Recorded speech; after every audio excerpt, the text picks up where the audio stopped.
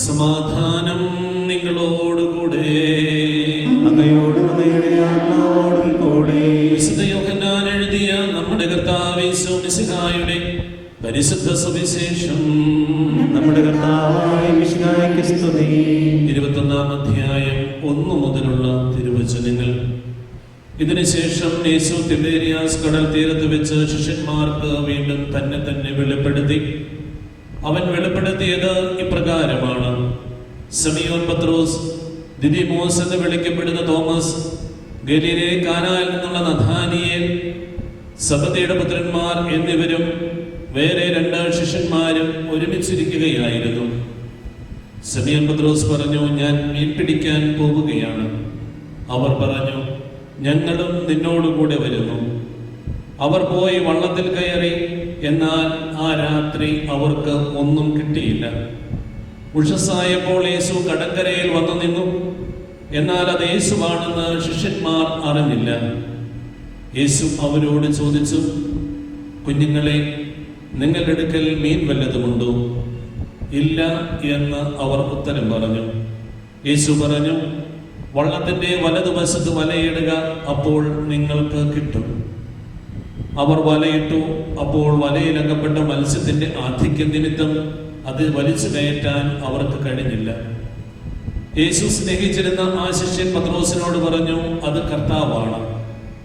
അത് കർത്താവാണെന്ന് കേട്ടപ്പോൾ ശിമോൻ പത്രോസ് താൻ നഗ്നനായിരുന്നത് കൊണ്ട് പുറകുപ്പായം എടുത്ത് ധരിച്ച് കടലിലേക്ക് ചാടി.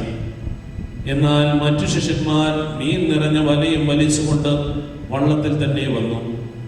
അവർ കരയിൽ നിന്ന് ഏകദേശം 200 മുഴത്തിലധികം അകലെയല്ലായിരുന്നു. കരയ്ക്കിറങ്ങിയപ്പോൾ തീ കൂട്ടിയിരിക്കുന്നതും അതിന്മേൽ മീൻ വെച്ചിരിക്കുന്നതും അപ്പവും അവർ കണ്ടു. യേശു പറഞ്ഞു, നിങ്ങൾ ഇപ്പോൾ പിടിച്ച മത്സ്യത്തിൽ കുറെ കൊണ്ടുവരുവിൻ. ഉടനെ ശിമോൻ പത്രോസ് വള്ളത്തിൽ കയറി വലിയ മത്സ്യങ്ങൾ കൊണ്ട് നിറഞ്ഞ വല വലിച്ച് കരയ്ക്ക് കയറ്റി. അതിൽ 153 മത്സ്യങ്ങൾ ഉണ്ടായിരുന്നു. ഇത്രയധികം ഉണ്ടായിരുന്നിട്ടും വല കീറിയില്ല. യേശു പറഞ്ഞു, വന്ന് പ്രാതൽ കഴിക്കുവിൻ. ശിഷ്യന്മാരെല്ലാവരും അവനോട്, നീ ആരാണ് എന്ന് ചോദിക്കാൻ മുതിർന്നില്ല.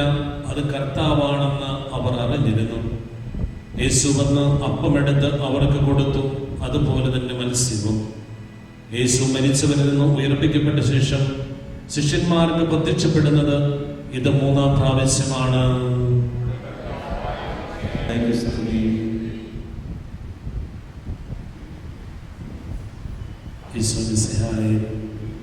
സ്നേഹബഹുമാനപ്പെട്ട തോമസ് പോൾ ബ്രദറിന്റെ ടീം അംഗങ്ങളെ, സ്നേഹമുള്ള മാതാപിതാക്കളെ, സഹോദരി സഹോദരങ്ങളെ,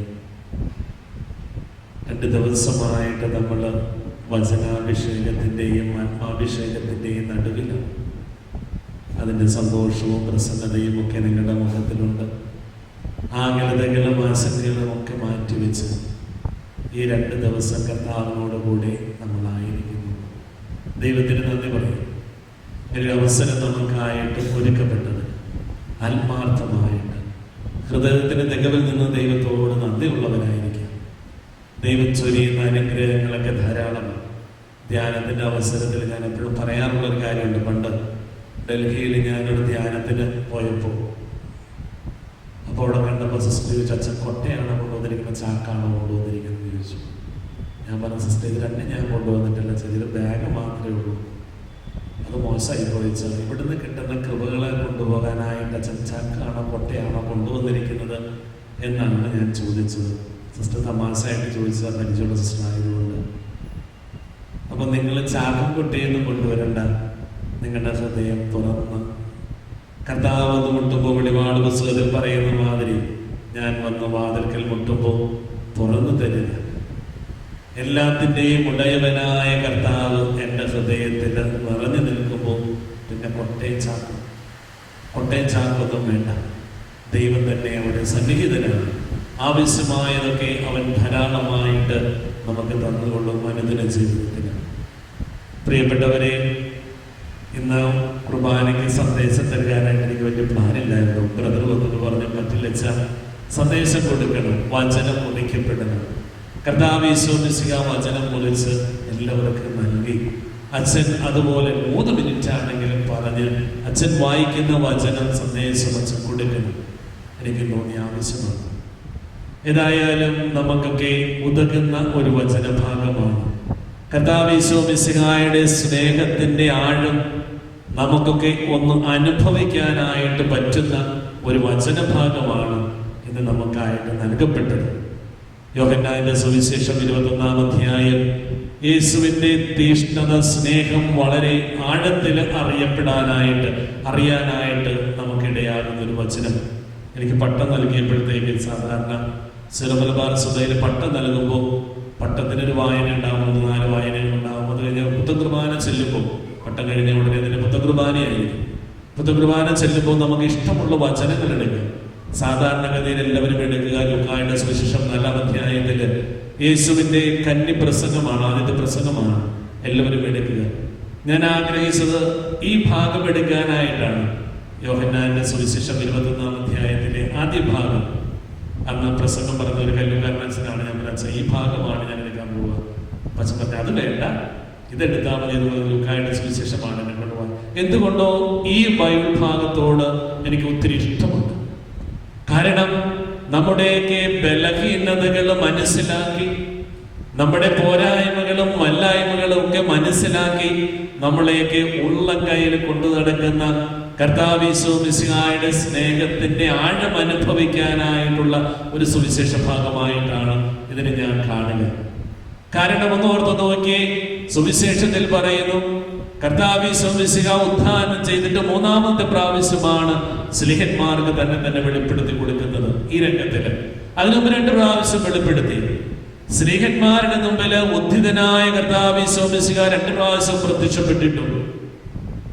സ്ലീഹന്മാര് തങ്ങളുടെ പഴയ പണിക്ക് പോകാനായിട്ട് മുതിരുന്ന രംഗമാണ് നമ്മൾ വായിച്ചു കേട്ടത്.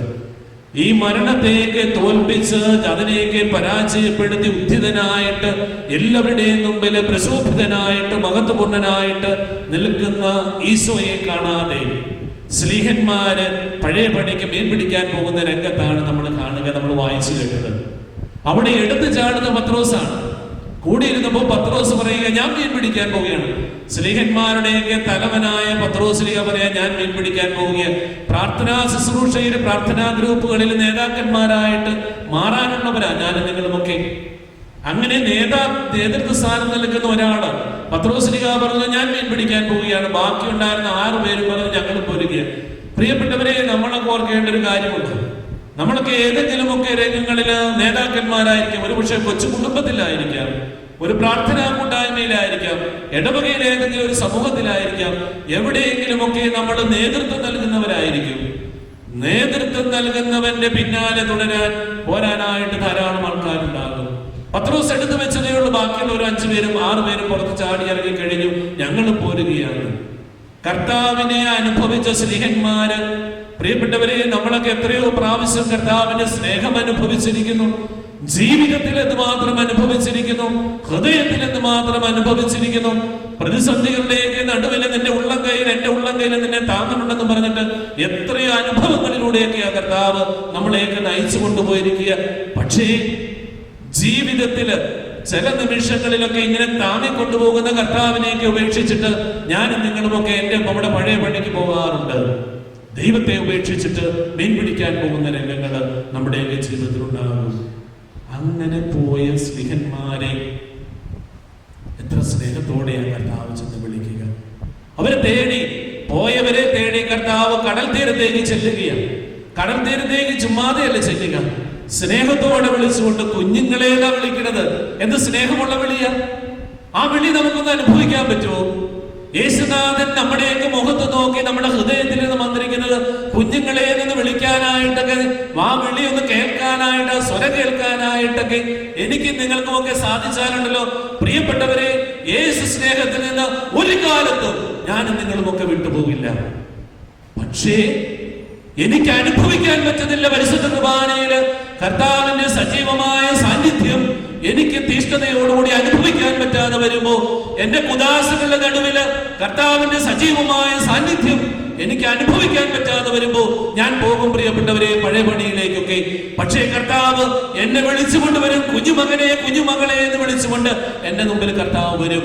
അനുഭവിക്കാൻ പറ്റണം. ഒരിക്കലെങ്കിലും ഈ ദൈവസ്നേഹം അനുഭവിക്കാൻ പറ്റിയാൽ പ്രിയപ്പെട്ടവരെ, ഈ പൊന്നു തമ്പുരാനെ ഉപേക്ഷിച്ച് നമ്മൾ വേറെങ്ങും പോവില്ല. ആദിമാതാപിതാക്കൾക്ക് പറ്റിയതാണ്. എന്താ പറ്റിയത് അവർക്ക്? ദൈവത്തിന്റെ സ്നേഹം ഒരു നിമിഷം അവര് മറന്നുപോയി. ദൈവത്തെക്കാൾ ഉപരിയായിട്ട് അവര് കേട്ടു സാത്താന്റെ സ്വരം. ഞാനും നിങ്ങളുമൊക്കെ നിങ്ങളുടെ കുടുംബ ജീവിതത്തില്, നമ്മുടെ സമൂഹ ജീവിതത്തിലൊക്കെ എപ്പോഴെങ്കിലുമൊക്കെ ദൈവസ്നേഹത്തിന്റെ സ്വരത്തിന് ഉപരിയായിട്ട് നിൽക്കുന്ന സാത്താന്റെ സ്വരം എന്റെ ജീവിതത്തിലേക്ക് കടന്നു വരുന്നുണ്ടെങ്കിൽ അവിടെയാ ഞാൻ ഈ ദൈവസ്നേഹം മറന്നു പോകുന്ന രംഗങ്ങള്. കടൽ തീരത്തേക്ക് പോവുകയാണ്. നമ്മുടെ സ്വന്തമായ കടൽ തീരത്തേക്കൊക്കെ നമ്മൾ പോകുമ്പോൾ യേശു വരും, വന്നിട്ട് വിളിക്കും, മക്കളെ നിങ്ങളുടെ കയ്യിൽ വല്ലതുമുണ്ടോ? പക്ഷേ ആ വിളി ശ്രമിച്ചിട്ട് കർത്താവിനോട് പറയണം, കർത്താവെ അനുതാപത്തോടുകൂടി പറയണം, പശ്ചാത്താപത്തോടുകൂടി പറയണം, കർത്താവെ എന്റെ ജീവിതത്തിൽ ഞാൻ അധ്വാനിച്ചു ഇത്രയും കാലം, നിന്നെ മറന്നിട്ട് ഞാൻ എന്റെ പണിക്ക് പോയി, പക്ഷേ എനിക്ക് ഒന്നും കിട്ടിയില്ല. ഏറ്റുപറയാൻ പറ്റണം. അതിന് ഏറ്റുപറയണമെങ്കിൽ ജീവിതത്തിൽ വേണ്ടതാണ് വിനയം, എളിമ. കർത്താവെ പാപിയാണ്, പറ്റിപ്പോയി, എനിക്ക് എന്റെ ജീവിതത്തിൽ ഒന്നും നേടാൻ പറ്റില്ല, നിന്നെ ഉപേക്ഷിച്ചു പോകുന്ന നിമിഷങ്ങളിലൊക്കെ ഞാൻ ഒന്നും നേടിയില്ല എന്ന് കർത്താവിന്റെ മുമ്പിൽ ഏറ്റുപറയുമ്പോൾ കർത്താവ് പറയും, മകനെ മകളെ, നിന്റെ ജീവിതത്തിന്റെ വലതുവശത്ത് വലയിറക്കുക. നിന്റെ ജീവിതത്തിൽ നന്മകൾ നേടാൻ, അനുഗ്രഹങ്ങളും കൃപകളും നേടാൻ ഞാൻ പറയുന്ന സ്ഥലത്തേക്ക് നീ വലയിറക്കുക. നീ ധ്യാനത്തിൽ കേട്ട വചനത്തിന്റെ അടിസ്ഥാനത്തിൽ ജീവിക്കുക. നീ തിരുവചന സന്ദേശം കേട്ട അടിസ്ഥാനത്തിൽ ജീവിക്കുക. ഞാൻ തരുന്ന നല്ല പ്രചോദനങ്ങൾക്കനുസരിച്ച് നീ ജീവിക്കുക. നിന്റെ ജീവിതത്തിൽ സമൃദ്ധി ഉണ്ടാകും. കർത്താവ് നമ്മളോട് പറയും. അതിനനുസരിച്ച് പ്രവർത്തിക്കാനുള്ള ആത്മധൈര്യം നമ്മൾ കാണിക്കണം. അവിടെയാണ് നമ്മിലെ പരിശുദ്ധാത്മാവ് ദൈവിക ചൈതന്യം പ്രവർത്തനനിരതമാകേണ്ടത്. അങ്ങനെ കർത്താവ് സ്നേഹത്തോടെയൊക്കെ ചെന്ന് വിളിച്ച് അത്ഭുതകരമായ സമ്പാദ്യം നൽകി അവർക്ക്. എന്നിട്ട് അവർ അധ്വാനിച്ച് തുഴഞ്ഞ് വരികയും വരുമ്പോ കരയ്ക്ക് കാണുന്ന രംഗം ഒന്ന് ഓർത്ത് നോക്കിക്കേ. അപ്പവും മീനും പ്രാതൽ റെഡിയാക്കി വെച്ചിരിക്കുക കർത്താവ്. എന്റെ പൊന്നു പ്രിയപ്പെട്ടവരെ, നമുക്ക് പറ്റുമോ? എനിക്ക് പറ്റത്തില്ല. നമ്മൾ എന്നെ ഉപേക്ഷിച്ചു പോകുന്നവന്റെ മുമ്പിൽ പ്രാതലും ഒരുക്കി കർത്താവ് കടൽ തീരത്തിരിക്കുന്ന ഇരിപ്പൊന്ന് ഓർത്ത് നോക്കിക്കേ. അതാ ദൈവസ്നേഹത്തിന്റെ ആഴം. തന്നെ ഉപേക്ഷിച്ചു പോയവർക്ക് വേണ്ടിയിട്ട് പ്രാതലും, അവിടെ ചെന്ന് പ്രാതലും ഒരുക്കിയിരിക്കുന്ന പൊന്നു തമ്പുരാനെ നമ്മൾ കടൽ തീരത്ത് കാണുക. പ്രിയപ്പെട്ടവരെ, ഇതാ ദൈവസ്നേഹം. ദൈവത്തിന് അത്രമാത്രം സ്നേഹമാണ് നമ്മളോട്. നമ്മൾ എത്ര പാപം ചെയ്തു പോയാലും, എത്ര ഉപേക്ഷിച്ചു പോയാലും, പ്രിയപ്പെട്ടവരെ, കർത്താവേ യേശുക്രിസ്തു നമ്മളെ തേടി വരും. തേടി വരുമ്പോ തിരിച്ചാ മാറിലേക്ക് ചായാൻ, യോഹന്നാനെ പോലെ മാറിലേക്ക് ചായാൻ എനിക്ക് നിങ്ങൾക്കും സാധിച്ചാലുണ്ടല്ലോ. പ്രിയപ്പെട്ടവരെ, കർത്താവിനെയും നിങ്ങളെയും ഒക്കെ ചേർത്ത് നിർത്തും എന്റെ ഹൃദയത്തോട് എക്കാലവും സംരക്ഷിച്ച് അവസാനിപ്പിക്കുക. പ്രിയപ്പെട്ടവരെ, നിങ്ങൾക്ക് വേണ്ടി ഒറ്റ പ്രാർത്ഥനയുള്ള ഈ ബലിയിൽ ദൈവത്തിന്റെ സ്നേഹം ഈ ബലിയിലൂടെ ഒരു നിമിഷമെങ്കിലും അനുഭവിക്കാൻ നിങ്ങൾക്കിടയാകട്ടെ.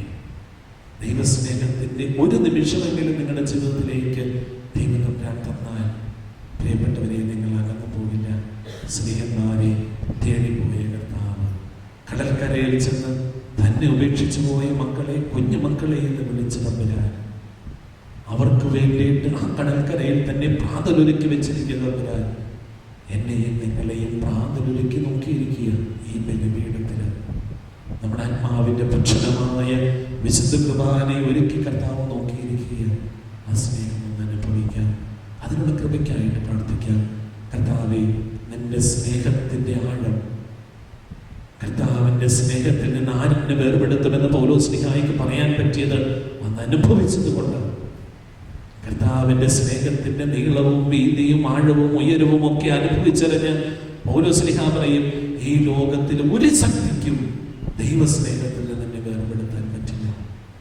പ്രിയപ്പെട്ടവരെ, നമുക്കും സാധിക്കട്ടെ പൗലോസ്ലീഹായെ പോലെ പറയാൻ, ദൈവസ്നേഹത്തിൽ നിന്ന് ഒരു ശക്തിക്കും എൻ്റെ വീട്ടിലെ കഷ്ടപ്പാടുകൾ, എൻ്റെ ജീവിത പങ്കാളിയുടെ ബുദ്ധിമുട്ടുകൾ, എൻ്റെ ജീവിത പങ്കാളിയുടെ ദുശീലങ്ങൾ, എൻ്റെ കുടുംബത്തിൻ്റെ അസ്വസ്ഥതകൾ, സാമ്പത്തിക പരാധീനതകൾ, എൻ്റെ ജീവിതത്തിൻ്റെ വ്യക്തിപരമായ പ്രശ്നങ്ങൾ എന്തുമായിക്കൊള്ളട്ടെ, എൻ്റെ തമ്പുരാനിൽ നിന്ന് എന്നെ അകറ്റി നിർത്താൻ ഒരു ശക്തിക്കും സാധിക്കില്ല.